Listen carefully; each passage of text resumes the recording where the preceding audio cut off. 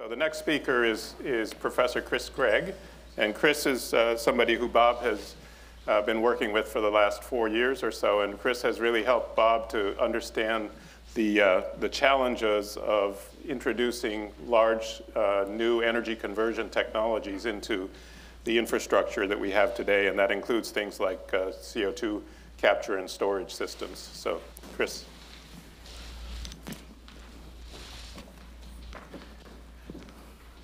Good afternoon, everyone, and thanks very much for inviting me. It's a real honour. I'm going to start with a story about how I first met Bob, which was at a BECCS conference, Bioenergy CCS conference in Sao Paulo. So I've been an academic for all of 5 years. I had 25 years in industry. I went to this conference to really persuade people that the approach to CCS from an academic perspective was a little wrong. You know, you had to think about storage more than what was happening on the surface. And there was a whole investment governance framework that we needed to make sure overlaid our process. And of course, I met Bob in this conference because he asked, I think, all of my 10 minutes worth of questions. 9 of them were from Bob. He took up my lunch break with questions. And then we decided we should have dinner.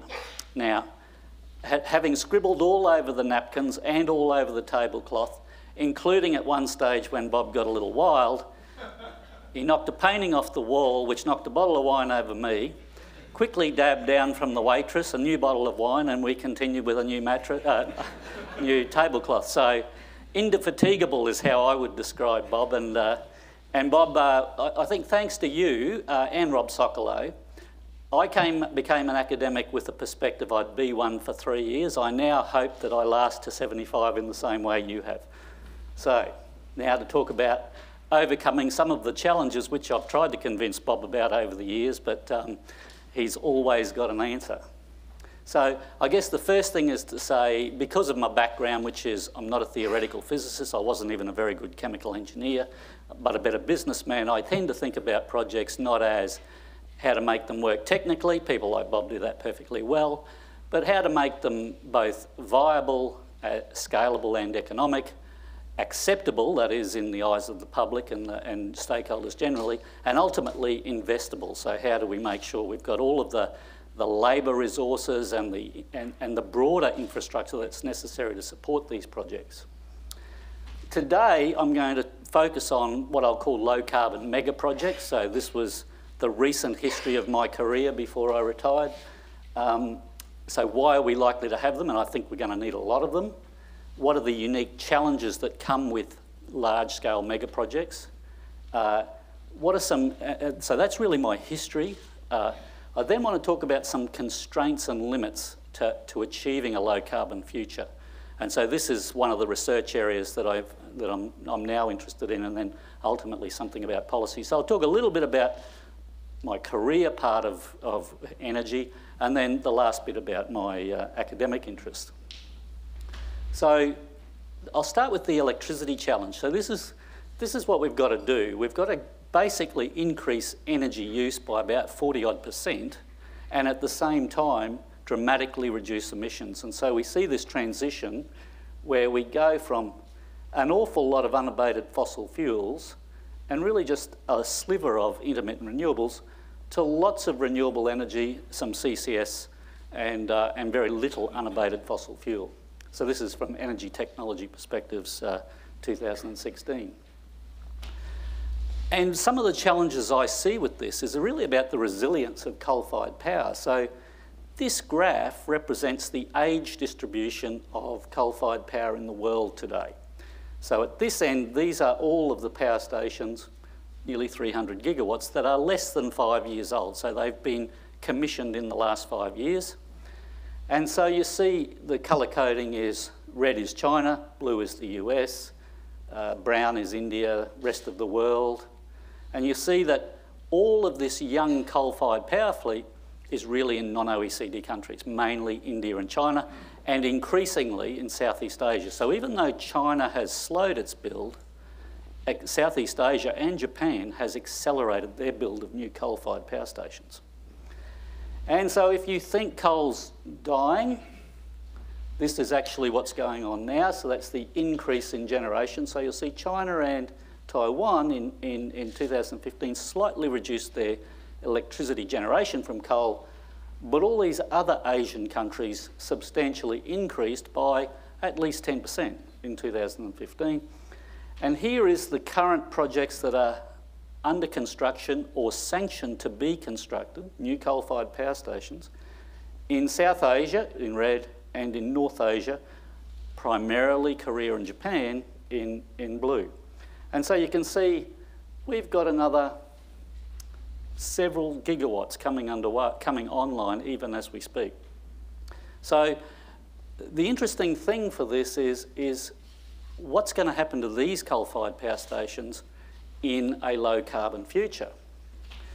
And so a lot of people have put up the IEA backcasting, as Thomas, I like that term, backcasting, because in fact we paint a picture of where we want to be in 2050, and then we find the lowest cost options to get us there, and we paint nice smooth wedges, and that's our view of how the world will unfold.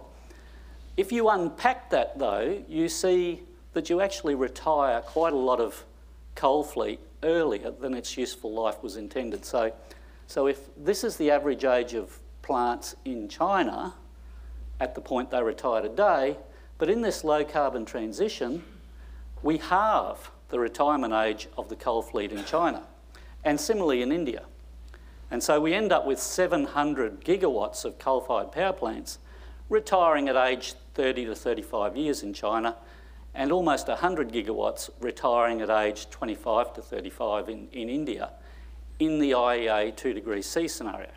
So in a well below 2 degrees C scenario, or 1.5 degrees C scenario, we're seeing actually even more. And so we're seeing entire relatively new infrastructure being retired before its useful life. And I think that has enormous geopolitical implications. And when I talk to people in India about this, they say, but someone else will have to pay. And I think that's going to be a really interesting question. So what do we make of this? I think we're going to need a lot more CCS than we're actually projecting in the models, because I don't think those young coal-fired power plants will retire as soon as we would like them to. And so I think CCS will prove to be really quite crucial in a low-carbon world. It's not just about electricity, so it's about steel as well. It's about cement. I think Stefano talked about cement. And so cement and steel get much less attention, but to me they are equally important. And so the steel industry, for example, is 6% of global emissions. There's no ready alternative out there today to blast furnace iron making, and the most popular idea for decarbonising the steel industry is CCS, carbon capture and storage, which is one option, but it's going to be about $100 a tonne, and it will double the cost of steel. And so that to me is one possibility. But one of the things we like to think about is, are there better ways to produce hydrocarbons and steel that doesn't involve CO2 production? And we're working on two very promising ideas which involve methane pyrolysis in molten metals or in molten halides, metal halides, which allows us to produce hydrogen carbon, as in carbon black, and steel or iron without CO2. And so to me, these sorts of processes are interesting, and on our first order economic assessments, we think we can have a viable process with a price of CO2, depending on which option we choose, of somewhere between $0 and $30 a tonne. And so it looks to be quite competitive with CCS. And Bob would understand that when I do a zeroth order economic model, I take whatever calculation we made of capital cost and multiply it by 2.5, because in my experience, that's about the factor we've typically been wrong. And I'll talk about that in a bit. So I guess the point of all this was to say, across a variety of industries, from electricity to steel making to cement, I think we're going to continue to need very large scale, call them mega projects, that involve low carbon fossil fuel utilisation. And so if we're going to need a lot of these, the answer is so what? And that's a picture of the Kemper County IGCC. So there's a story I like to tell there. I ran ZeroGen, which was Australia's plan to build the first large very large CCS project, so coal-fired power with CCS in a saline aquifer.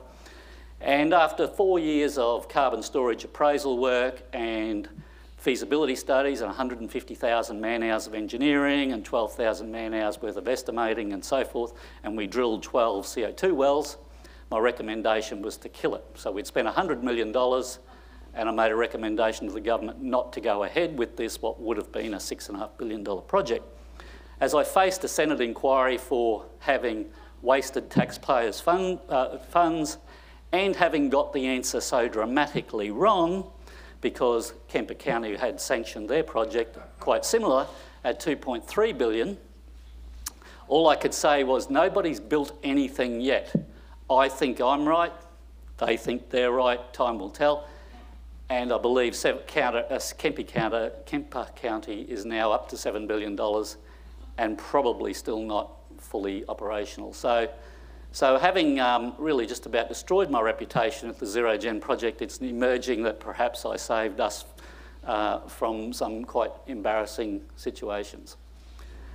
So why are these low emissions fossil fuel mega projects difficult? So the first one I talk about is cost. So we did a study of 10 energy mega projects. They're all in the United States or Australia. You know, in Australia, we've built in the last 5 to 10 years about $200 billion worth of LNG projects. And Zero Gen is in here and Kemper is in here, although it was Kemper when we thought it was going to cost $5.5 billion. But what this is saying is from when we first begin to scope these projects through pre-feasibility, feasibility, feed studies, the investment decision, we're outside the accuracy range that we anticipated. So this is the ratio of the estimate to the final outcome cost that we build. So in other words, at the scoping stage, we were less than 50% of the final of the real cost. At pre-feasibility study, we were still 50%. At feasibility study, we're a bit better, a bit wider. But even at investment decision making, we're still 60 to 80% of what the thing was eventually going to cost. So we're sanctioning projects where we're well out of the money. And so this was 10 out of 10 projects. That's all of the data. And so what that has sort of forced me to do over many years of making these mistakes was to really say somehow at this point, we've got to multiply these numbers by some sort of uncertainty factor. And we've sort of come up with a bit of a model as to what that looks like, and it's about 2.5. So whenever I see a new idea from Bob, I multiply it by 2.5 and say, does it still look good, Bob? And I think, you know, Bob's even going along with this most of the time now. So that's one of the difficulties. It's not the only difficulty with these first-of-a-kind projects. So with those high costs also typically comes some sort of availability risk, so they don't quite work the way we expected when we sort of have the idea. And so it's a double whammy. You get less output, you pay double, and you end up in trouble. And so one of the mistakes, and I think, Bob, you were guilty, you were my first guilty partner on this, is to say what these numbers are a fraction of the nth of a kind. So in other words, it's not that we got this is the first of a kind penalty, but the nth of a kind will actually cost that. And that's not true. The nth of a kind will cost what the nth of a kind will cost. And in my view, learning rates for large-scale mega projects might be very slow. And Frank illustrated it beautifully with the idea of a anti-learning. I call them negative learning curves. And in the LNG industry, that's exactly what we've seen, is a negative learning curve as well, and the nuclear industry also. So this is the way I like to describe it. We have no idea when we build the first one what the learning curve's going to look like. We like to think we'll get these fantastic learning rates that you get with commoditizable things like mobile phones and solar panels. But in fact, our experience is that as the scale and complexity of projects goes up, such as big-scale CCS projects, big hydrocarbon projects, then the learning rates become far less. And one of the reasons is because we as engineers have this incredible obsession with tweaking and optimisation, and so no such thing as nth of a kind half the time. Nth of a kind is the first of a kind over and over again because we think we're going to do it somehow different and better and so on. And there are contrasts to this. So in China, for example, there's been a lot stronger approach to standardisation on, for example, ultra-supercritical coal and nuclear. And as a result, they're building things for half of what we are. Now, yes, they have some economies and some regulatory advantages, but they also have a much stronger propensity to standardise their designs and reproduce the same thing with a view to being able to bring costs down. And so I think we can learn a lot from that. So some policies that I think were necessary. So these projects are extremely complex. They're very large. We're talking multi-billion-dollar projects here, and they have to be private sector-led. So yes, they're difficult because they're first of a kind and they're high risk and we're taking a lot of risk. So we need the government on board to support, but they have to be private sector-led. And it has to be companies from the private sector with big balance sheets. So the idea that startup companies who raise a bit of fresh capital on the stock market can actually run these big projects, I think, is flawed. ZeroGen, at the end of the day, was a startup. And one of the things when we came to try and do a deal with the government, I said, you've got to take this risk, we need this indemnity. And you can't expect that. Well, I don't have a balance sheet that would allow me to make those risks on my own. And so I said, government actually has to be there in the thick of it. And typically, I'd rather see much, much bigger, stronger companies involved. Now, that's to actually do first-of-a-kind projects. But if we want to see rapid deployment to push us down a cost curve, then we're also going to have to see that public support conditional. And I think there are three things that we need to see. One is forced knowledge sharing, and preferably open access IP. Very difficult to achieve. For having been involved in a couple of these, where you've got big companies like GE and Mitsubishi and others, none of them want to share IP, none of them want to share learnings, and in fact, typically these projects are veiled in confidentiality and agreements and other legal agreements. And so the prospect of transferring learning from first to second to third project is very difficult. I think a push to technology standardisation is necessary, and that'll be easier if we can have open access IP, and of course international collaboration. We've got to remember that tackling climate change is not a competition between countries, it's got to be a collaboration. So I think we need lots of government support, and I mean billions, but it only should come if these conditions are in place. So the last thing I wanted to do is talk about this global challenge and some of the other things that I think about when I see the backcasting graphs that we've seen today. And as someone who used to build stuff, one of the things I always think about is, well, it's all very well to tell me that's what I need to do, but what can I actually build? So what materials might I run out of? What labour and skills might I run out of? What organisational capacity do I need to deliver this transition? And so we're trying to do this by saying we're going to build the projections of the IEA or the Global Energy Assessment, but we're going to start today and say, what can you actually build in that time frame? And so we're using a capital allocation model. So we look at natural capital, human capital, and manufactured capital. So these are the facilities to build equipment, the skills, and then natural resources and materials. And we look at those for every technology and then say, so pushing those things along, what is the maximum possible deployment rate we might be able to achieve? And that would be the maximum possible rate, but then we've got to temper that because there are political, environmental, social, and economic factors and trends that are likely to either accelerate or inhibit the pace of deployment we can get, and we end up with a most likely achievable deployment rate. And so we're trying to develop this model, and a couple of things, it's early days in this project, but a couple of things emerge. One is some materials might become scarce, or at least have to be pushed up in capacity so fast that the prices are likely to soar. And so, for example, terbium, polysilicon and potassium nitrate grow, well, some of these grow from 6% compounding per annum to 12 to 21%.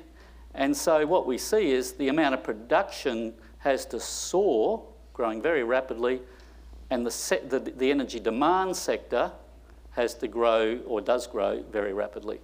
And we see market shares for some of these commodities going from 10% or less to 70% of the entire global use, all being allocated to energy. And so you start to get concerned that is that actually deliverable? Something is going to come under pressure in that supply chain, and certainly prices are going to soar if you try to get that sort of growth. The second interesting insight we get is when we try to unpack labour. So this is we've allocated labour here to all of the different technologies. So yellow is solar PV, for example, red is nuclear, and so what we try to do here is to say, based on typical projects in different parts of the world, how much labour and skills are going to be required in these different sectors. And so and then we unpack that by region. And so we looked at United States and India, for example, and you see this very rapid uplift in the amount of workforce that is dedicated to the solar PV industry, for example, but then a rapid decline.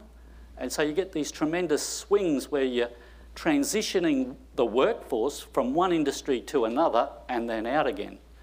And so, for example, another example in India, which has the same problem in solar PV, but this is the coal industry in India. So the coal industry in India drops from 6 million jobs to no jobs, but particularly in the space of 2015 to 2020, under the 2 degrees C scenario, the IEA would have the coal industry dropping from 6 million jobs to 2 million jobs in just 5 to 7 years.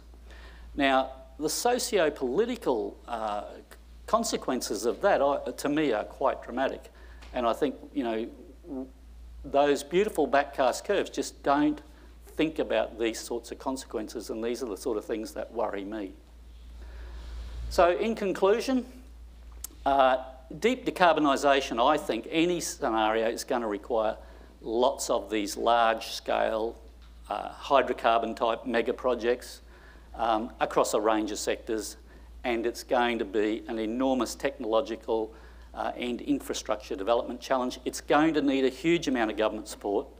I mean, to me, US has been an exemplar till now, but I read something recently from the Office of Science where the trend was going to be to move away from investing in the co-investing with loan guarantees and so forth in large-scale projects and focus on science. And I think unless that support is in the large-scale projects to get you down the learning curve, I think we're going to really compromise 2 degrees C.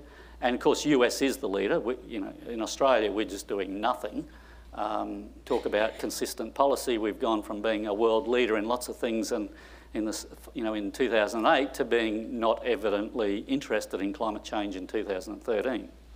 And I think so the government support has to be there, but industry has to respond by allowing this learning by doing and the sharing of IP and so forth to occur.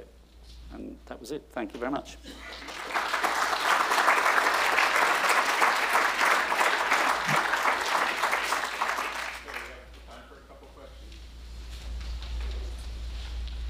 Mike. Chris, I heard you say two things. One is that they thought some of the conditions for the hindcasting weren't really feasible, but that CCS would still have to play a big role. Does that imply retrofitting of a lot of plants? So how do you put those two together? Yeah, so I mean, the question is whether 2 degrees C is really plausible, which I have a question about. But look, 2 degrees C can't happen without CCS in my mind, but it is very, very challenging. And yes, if those plants, they have to be repowered and retrofitted with CCS. I think it's going to be an enormous challenge for China and India, and Japan's building 10 gigawatts of new coal plants today. So how can we expect, or can we really expect, that they will retire those within the next 20 years? And the answer is unlikely, you would think. So yeah, there'd be quite a lot of retrofits. Have you had a chance to look at the NRG Petronova project, which in fairness is not first of a kind, but second of a kind? No, I haven't, but it's one that I want to, actually, because my understanding is they've had a pretty good experience. Yeah, it's on time and under budget. Yeah. And I have to look at the Kemper project, and the fact that it's a regulated utility, they could rate base their cost on the consumers. They have lots of problems with their own project management. And that's not to criticize Kemper, but I just worry that that is used as the example of, and the fact of the matter is the problems they've encountered have very little to do with carbon capture and everything to do with demonstrating new gas-fired technology for the first time. And I'm just not sure that it's inherently representative. I mean, the points you're fundamentally making for first-time projects is absolutely right, but the Kemper project seems an extraordinarily unfortunate example. Yeah, yeah. I guess it's easy for us to say that, isn't it? I mean, it's easy for I'm asking the question. yeah. Look, I don't know. Certainly, my sense of Southern Company was that they were pretty close. So, at the time we took this decision in Zero Gen, I was giving a talk on just why we were doing that, and someone from Southern was giving a talk on why we must have been wrong and they must have been right. And I offered them 100% open access to all of our information, and they said that won't be necessary. So look, I think there is an element of that. Nonetheless, I'm reluctant, having been through these projects myself, I'm reluctant to throw too many stones without being able to see inside. I'm very interested to see Petronova though, because I have heard pretty favourable talks about that. Having said that, you know, you always get some outliers that overperform. I think the overriding message for me is that when you get to these mega projects, they're pretty hard to do, particularly if you're going first or second or third.